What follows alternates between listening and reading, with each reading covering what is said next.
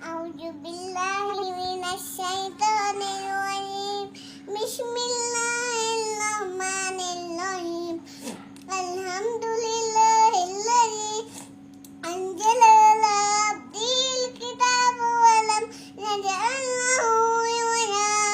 قيما لينذر بأسا شديدا من لدنه ويبشر المؤمنين الذين يعملون الصالحات أن لهم أجرا حسنا ماكثين فيه أبدا وينزل الذين قالوا اتخذ الله ولدا ما لهم به علم ولا آبائهم كبرت كلمة تخرج من أفواههم إن يقولون إلا كذبا ولعلك باخع